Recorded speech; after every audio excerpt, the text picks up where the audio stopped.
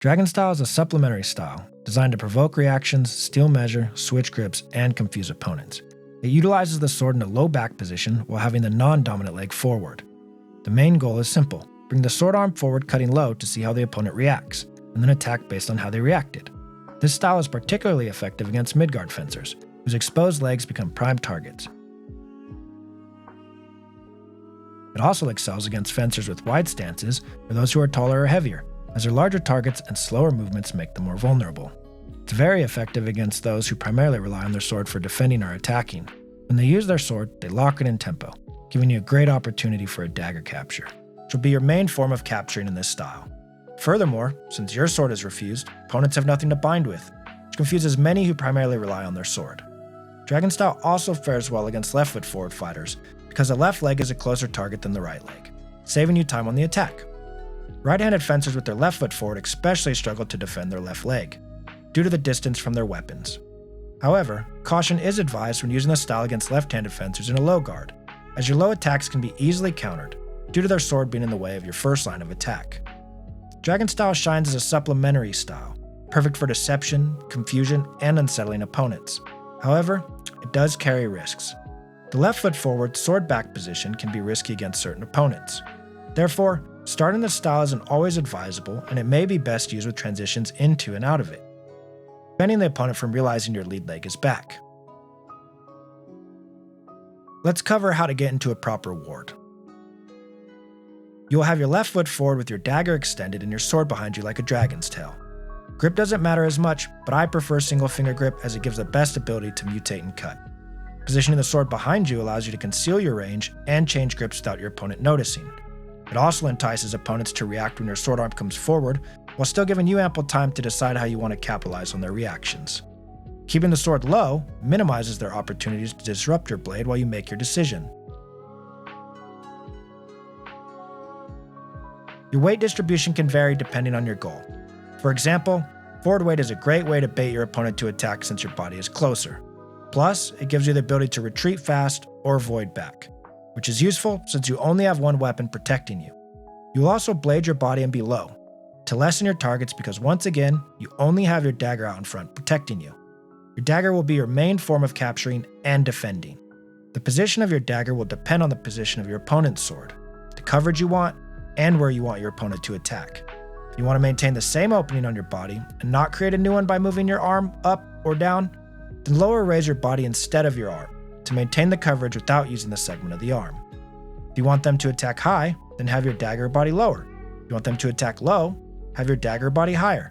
It's pretty simple. If you're warded properly, they really only have one place to attack you. Before we get into the main strategy in series, let's cover a key part of this style, and that's how to bring the sword arm forward. This movement is very important because all of your attacks start with it.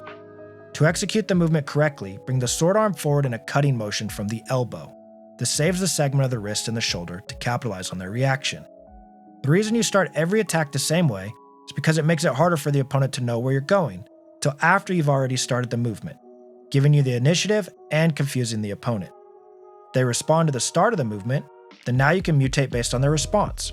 If they don't respond to the start of the movement, then you're ahead on time. This idea revolves around using constant initial movements to mask your true intent, making it challenging for your opponent to anticipate and counter your actions effectively. It creates a predictable pattern at the beginning of the movement. This predictability forces the opponent to react to the initial movement, which then opens up opportunities for you to capitalize on their reaction or lack thereof. By employing this strategy, you leverage psychological and tactical elements to gain the upper hand, much like how a Muay Thai fighter raises his leg the same for every kick. This gets us into the main strategy, which is very simple. Bring your sword arm forward with a cutting motion. Then do one of 5 things based on how your opponent reacts. If your opponent doesn't lower their weapons, you'll cut either leg with the false edge cut. If they retreat, you'll cut them in the lead leg with the false edge cut while taking a passing step. Their lead leg will be temporarily slowed and the last to move, making it an easy target. If their dagger comes down, thrust above it.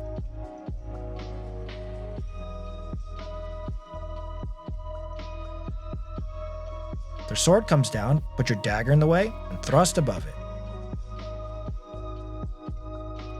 If they attack high with their sword, parry up with your dagger and cut the lead leg with the false edge cut. It'll be locked in tempo and exposed. If they attack low with their sword, put your dagger in the way and thrust above it.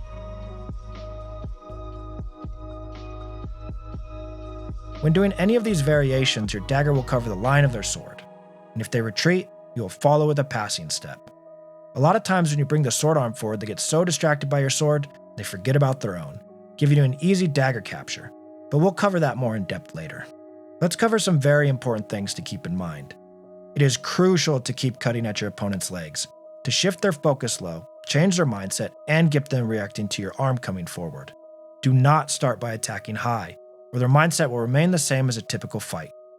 By aiming for their legs early on and often, you force them to prioritize protecting their legs. Your initial primary goal is to land leg strikes. Other targets are secondary until their legs are well guarded. Once they start adapting and protecting their legs properly, then you can begin to attack high. Additionally, you want to maintain decent pressure. This is not a sit and wait style because you only have your dagger for protection. You want to capture their sword with your dagger, which requires pressure.